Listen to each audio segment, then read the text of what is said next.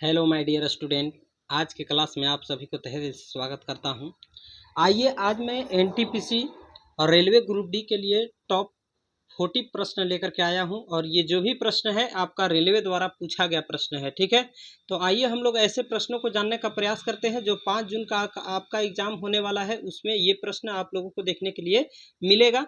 तो यहाँ पर हम लोग देखेंगे 40 प्रश्न में से आप कितने प्रश्न का आंसर सही कर पाते हैं, साथ साथ आप भी आंसर करते चलिएगा। ठीक है, यदि आप लोग 40 में से 35 या 32 प्रश्न का आंसर सही कर पाते हैं तो समझिए कि आपकी तैयारी बेस्ट है। ठीक है, तो आइए हम लोग ऐसे प्रश्नों का आंसर करते हैं। इससे पहले आप यदि मेरी चैनल पर पहली बार विजिट किए हैं तो चैनल को सब्सक्राइब कर लीजिए और वीडियो को लाइक कर दीजिए और अंत में शेयर कर दीजिएगा। ठीक है, चलिए तो यहाँ पर प्रश्न देखते हैं। प्रश्न संख्या फर्स्ट कहता है कि एड्स का विषाणु शरीर के किस कोशिका को नष्ट कर देता है। ठीक है, एड्स का विषाणु शरीर के किस कोशिका को नष्ट कर देता है, बताइए। तो एड्स का जो विषाणु होता है वे आपका लिम्फोसाइट जो है इसको नष्ट कर देता है। लिम्फोसाइट याद रखिएगा। ठीक है, इसको यदि हम व्याख्यान के रूप में देखें तो यहाँ पर आप देख रहे हैं कि एड्स का कारण बनने वाला HIV वायरस होता है। ठीक है, जो CD4 लिम्फोसाइट्स को नष्ट कर देता है और ये लिम्फोसाइट्स हमारी रोग प्रतिरोधक क्षमता को प्रमुख हिस्सा होता है। ठीक है, इसके बाद हम लोग प्रश्न नेक्स्ट देखेंगे 2।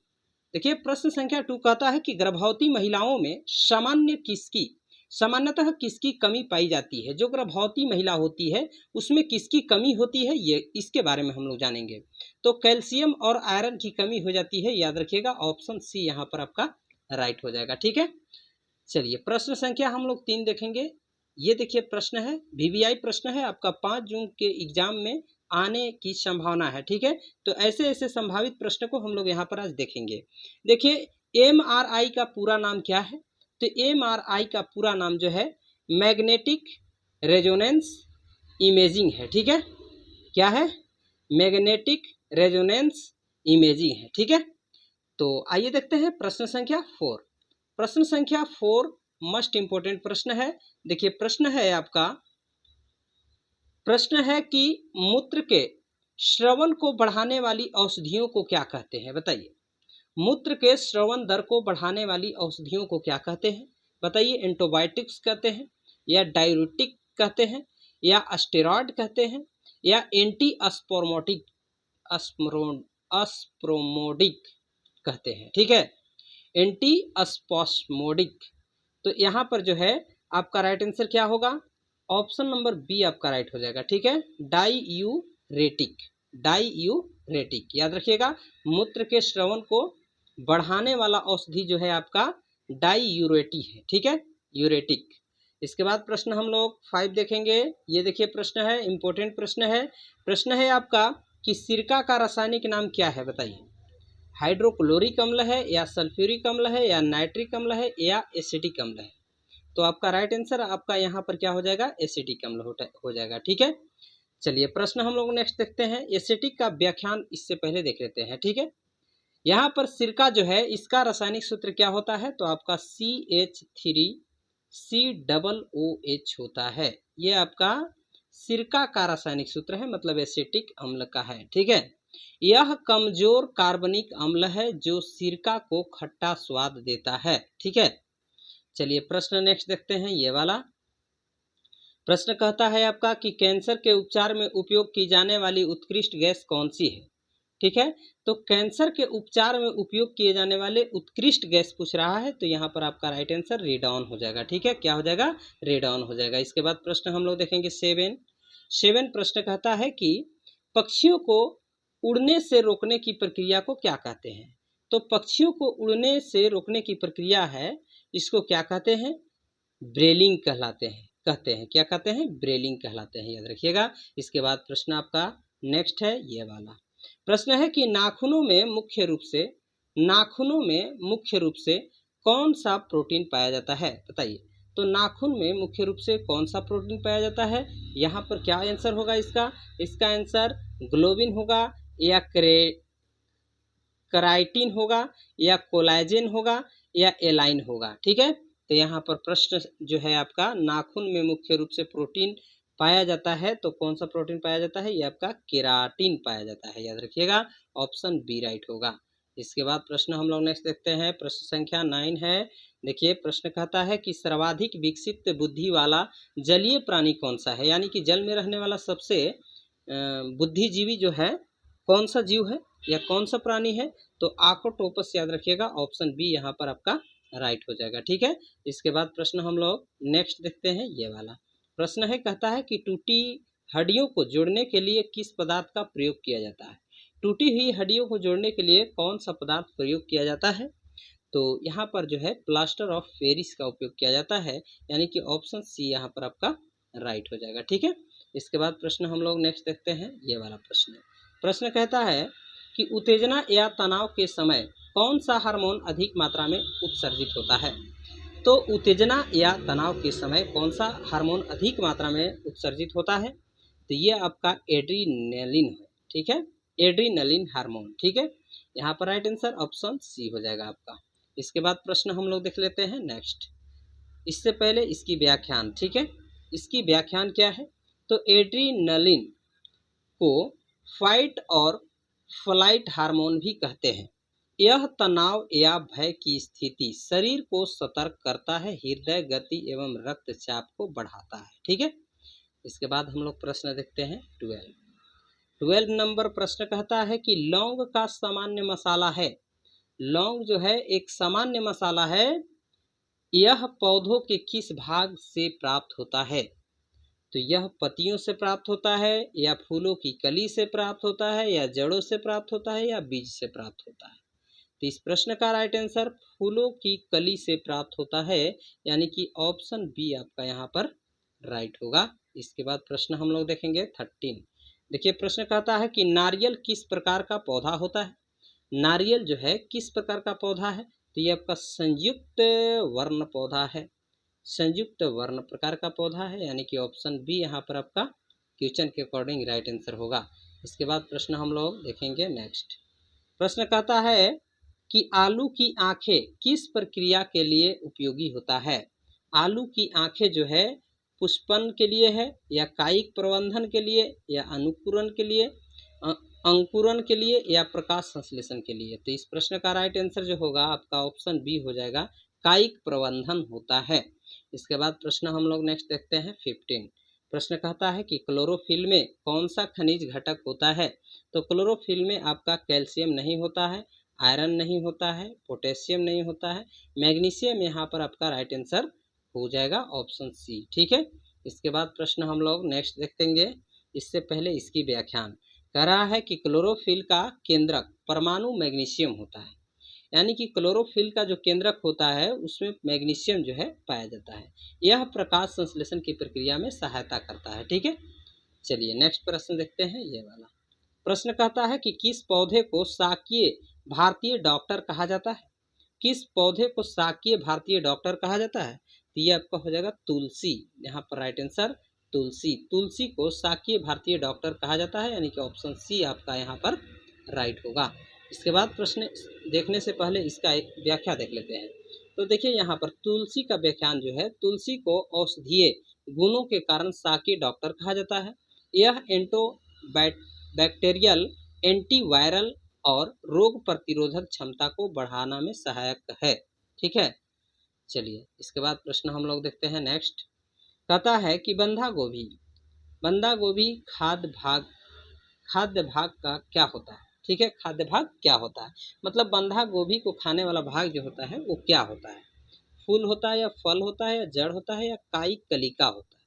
तो इस प्रश्न का राइट आंसर ऑप्शन डी हो जाएगा, कायिक कलिका होता है, यानी कि ऑप्शन डी आपका यहाँ पर राइट होगा। ठीक है, इसके बाद प्रश्न हम लोग 18 देखते हैं, इंपॉर्टेंट प्रश्न है माय डियर स्टूडेंट, आप लोग अंत तक बने रहिएगा, पूरे प्रश्न को देखिएगा और अंत में आप बताइएगा कि आपका 40 में से कितने प्रश्न का आंसर सही हुआ। इसके बाद प्रश्न देखिए, कह रहा है कि सबसे तेजी से बढ़ने वाला पौधा कौन सा है, केला है या यूकेलिप्टस है या बांस है या नारियल है। तो यहाँ पर यूकेलिप्टस आपका राइट आंसर हो जाएगा, यानी कि आपका ऑप्शन बी राइट होगा। ठीक है, इसके बाद प्रश्न हम लोग नेक्स्ट देखते हैं, प्रश्न संख्या 19। ठीक है, कुछ प्रश्न ऐसे होंगे जो आपके एग्जाम में डायरेक्ट देखने के लिए हूबहू मिलेंगे। ठीक है, चलिए यहाँ पर है कि रेडॉन गैस का मुख्य उपयोग किस क्षेत्र में होता है। रेडॉन गैस का उपयोग किस क्षेत्र में होता है, जल शुद्धिकरण में, या भवन निर्माण में, या कैंसर उपचार में, या दंत चिकित्सक में। तो यहाँ पर राइट आंसर आपका ऑप्शन सी हो जाएगा, कैंसर उपचार में रेडॉन का उपयोग होता है, याद रखिएगा। इसके बाद प्रश्न हम लोग देखेंगे 20 नंबर प्रश्न कहता है कि आकोटोपस में पाई जाने वाली विशेषता क्या है जिससे इसे बुद्धिमान माना जाता है? लंबी आयु के कारण, या जहरीले दांत के कारण, या उन्नत तंत्रिका तंत्र के कारण, या तीव्र तैराकी के कारण। तो इस क्वेश्चन का राइट आंसर आपका ऑप्शन सी हो जाएगा, उन्नत तंत्रिका तंत्र के कारण आकोटोपस में एक विशेषता होती है ये, जिसके कारण बुद्धिमान इसे माना जाता है। ठीक है, चलिए प्रश्न हम लोग देखते हैं 21 नंबर प्रश्न कहता है कि फलों के मीठे स्वाद का मुख्य कारण क्या है? तो फलों के मीठे स्वाद का मुख्य कारण जो है ये आपका क्या हो जाएगा? तो ये आपका हो जाएगा फ्रुक्टोज, याद रखिएगा फ्रुक्टोज। ऑप्शन डी यहाँ पर आपका राइट होगा। ठीक है, इसके बाद प्रश्न हम लोग देखते हैं नेक्स्ट। इससे पहले यहाँ पर देखिए फ्रुक्टोज के बारे में व्याख्या दिया गया है। प्राकृतिक शर्करा जो विशेषकर फलों में पाई जाती है इसे फ्रूट शुगर भी कहा जाता है। यह सबसे मीठी प्रकृति की शर्करा होती है। ठीक है, चलिए प्रश्न हम लोग देखते हैं नेक्स्ट। शकरकंद किस पौधे का रूपांतरण है? शकरकंद जो है किस प्रकार के पौधे का रूपांतरण है?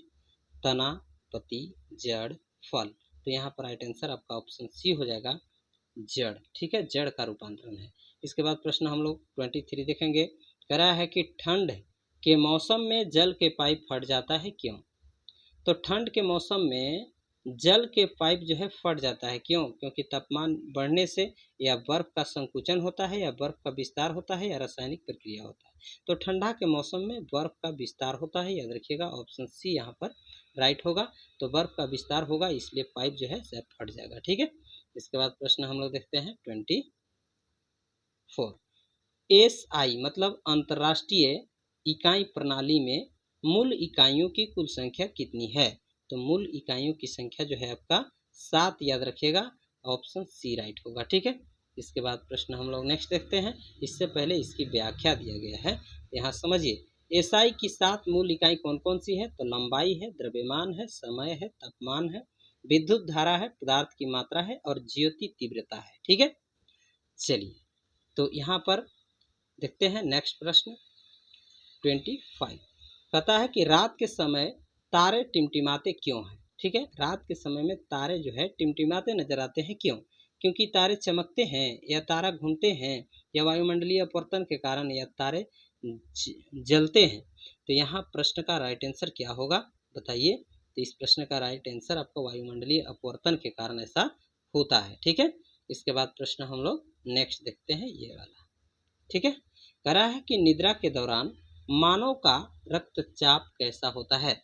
मतलब जब नींद में व्यक्ति होता है, कोई व्यक्ति, तो उसका रक्तचाप क्या होता है? बढ़ता है, या स्थिर रहता है, या घटता है, या कोई प्रभाव नहीं पड़ता है? तो यहाँ पर आपका घटता है, राइट आंसर ऑप्शन सी हो जाएगा। ठीक है, तो आइए देखते हैं नेक्स्ट प्रश्न। नेक्स्ट प्रश्न संख्या 27। ठीक है, तो 27 देखिए कैसे ये बनेगा और इसका आंसर क्या होगा। ठीक है, चलिए प्रश्न हम लोग नेक्स्ट देखेंगे ये वाला। तो प्रश्न आपका कहता है कि मानव शरीर की सबसे मजबूत मांसपेशी कौन सी मानी जाती है? तो सबसे मजबूत मांसपेशी की बात हो रही है, तो यहाँ पर आपका जबड़े की मांसपेशी सबसे मजबूत माना जाता है। ठीक है, इसके बाद प्रश्न हम लोग देखते हैं 28। कहता है कि उबलते पानी की तुलना में वाष्प से जलना ज़्यादा गंभीर क्यों होता है? तो उबलते पानी की तुलना में वाष्प से जलना ज़्यादा गंभीर क्यों होता है बताइए? क्योंकि वाष्प में गुप्त ऊष्मा होती है, इसीलिए जलना प्रतीत होता है। इसके बाद प्रश्न हम लोग देखते हैं नेक्स्ट। चलिए इससे पहले इसकी व्याख्या जान लेते हैं। ठीक है, कह रहा है कि वाष्प में गुप्त ऊष्मा होती है। वाष्प में न केवल उच्च ताप होता है बल्कि उसमें अतिरिक्त लेटेंट हीट भी होता है। यही त्वचा को गहराई तक जला भी देता है। इसके बाद प्रश्न हम लोग देखेंगे 29। कहता है कि पदार्थ की चौथी अवस्था कौन सी है या क्या कहलाती है? देखिए पदार्थ की 3 अवस्था के बारे में आप लोग जान रहे होंगे। एक ठोस, द्रव, द्रव जो है वही तरल रूप में होता है, और एक गैस होता है। ये तीनों जो है आप लोग को पता होगा। लेकिन चौथा हम बता रहे हैं आपका, चौथी अवस्था आपका पदार्थ की प्लाज्मा होता है, जो कि ऑप्शन सी राइट हो जाएगा। ठीक है, इसके बाद प्रश्न हम लोग देखते हैं 30 करा कि खगोलकी की वह शाखा जो खगोलीय पिंडों की भौतिक प्रकृति से जुड़ी है वह है, क्या है? खगोल शास्त्र है, या खगोल भौतिकी है, या ब्रांडिकी है, या ग्रह विज्ञान है। तो इस प्रश्न का राइट आंसर खगोल भौतिकी हो जाएगा, यानी कि ऑप्शन बी राइट हो जाएगा। ठीक है, इसके बाद प्रश्न हम लोग देखते हैं 31 कहता है कि तत्व लोहा का रासायनिक प्रतीक क्या है? यहाँ पर एल दिया है, मतलब लिथियम है, या आयरन है, या एफी है, या आपका येलो है। तो इस प्रश्न का राइट आंसर आपका ऑप्शन बी हो जाएगा, एफी हो जाएगा, आयरन हो जाएगा। ठीक है, लौह तत्व आयरन होता है। इसके बाद प्रश्न आप देख रहे हैं 32 विद्युत मोटर मतलब एसी के आविष्कारक कौन थे? थॉमसन एडिसन थे, या माइकल फैराडे थे, या निकोला टेस्ला थे, या जेम्स वाट्स थे। तो इस प्रश्न का राइट आंसर निकोला टेस्ला हो जाएगा, ऑप्शन नंबर सी यहाँ पर राइट होगा। ठीक है, चलिए प्रश्न नेक्स्ट देखते हैं 33 कहता है कि ब्रह्मांड के उद्भव और विकास अध्ययन क्या कहलाता है? खगोलकी कहलाता है, या खगोल भौतिकी कहलाता है, या ब्रांडिकी कहलाता है, या ब्रह्मज्ञान कहलाता है। तो प्रश्न का राइट आंसर ऑप्शन सी हो जाएगा आपका, ब्रांडिकी। ठीक है, चलिए प्रश्न देखते हैं नेक्स्ट 34 कहता है कि कैलकुलस के आविष्कारक कौन है? तो कैलकुलस जो है ये आपका आइजक न्यूटन नहीं होगा, यहाँ पर अल्बर्ट आइंस्टाइन भी नहीं होगा, गैलीलियो नहीं होगा, मैक्सवेल नहीं होगा, तो होगा कौन भाई? आपका फर्स्ट ऑप्शन दिखाई दे रहा होगा, आइजक न्यूटन। तो सर आइजक न्यूटन ने ही कैलकुलस का आविष्कार किया था, याद रखिएगा। इसके बाद प्रश्न हम देखेंगे 35 हास्य गैस किसका सामान्य सूत्र है? नाइट्रोजन का, या कार्बन डाइऑक्साइड का, या नाइट्रस ऑक्साइड का, या सल्फर डाइऑक्साइड का। तो प्रश्न का राइट आंसर ऑप्शन सी हो जाएगा, नाइट्रस ऑक्साइड। ठीक है, याद रखिएगा, ऑप्शन सी यहाँ पर आपका राइट हो जाएगा। इसके बाद प्रश्न हम लोग देखते हैं 36 कहता है कि ऑक्सीजन की परमाणु संख्या कितनी है? तो ऑक्सीजन की परमाणु संख्या आपका 8 हो जाएगा, ऑप्शन नंबर सी। ठीक है, इसके बाद प्रश्न हम लोग नेक्स्ट देखते हैं, ये वाला प्रश्न कहता है कि लौंग किस पौधे के भाग से प्राप्त होती है? तो लौंग जो है पत्ती से प्राप्त होता है, या तना से, या फूल की कली से, या बीज से। तो इस प्रश्न का जो राइट आंसर होगा ऑप्शन सी हो जाएगा, फूल की कली से। ठीक है, यानी कि ऑप्शन आपका सी यहाँ पर राइट हो जाएगा। चलिए प्रश्न नेक्स्ट देखते हैं 38 नंबर कहता है कि नारियल किस प्रकार का पौधा होता है? संयुक्त तना होता है, संयुक्त वर्ण होता है, या एकल बीजपत्री होता है, या द्विबीजपत्री होता है। इस प्रश्न का राइट आंसर आपका ऑप्शन बी हो जाएगा, संयुक्त वर्ण होता है, ऑप्शन बी राइट होगा। ठीक है, इसके बाद प्रश्न हम लोग देखते हैं 39 कहता है कि आलू की आंखें किस कार्य में सहायक होती है? पुष्पन में, या प्रकाश संश्लेषण में, या कायिक प्रबंधन में, या जल संचयन में। तो इस प्रश्न का राइट आंसर आपका कायिक प्रबंधन हो जाएगा, ऑप्शन नंबर सी राइट होगा। ठीक है, इसके बाद प्रश्न लास्ट देखते हैं हम लोग, ये वाला 40 नंबर कहता है कि क्लोरोफिल में कौन सा खनिज प्रमुख होता है? लोहा, या कैल्शियम, या मैग्नीशियम, या पोटेशियम। तो इस प्रश्न का राइट आंसर आपका क्या हो जाएगा? मैग्नीशियम हो जाएगा, याद रखिएगा। तो आप लोगों को कैसा लगा ये प्रश्न? अच्छा लगा तो आप मेरे चैनल को सब्सक्राइब कर लीजिए और वीडियो को लाइक एंड शेयर कर दीजिए। मिलते हैं नेक्स्ट वीडियो में, तब तक के लिए थैंक्स।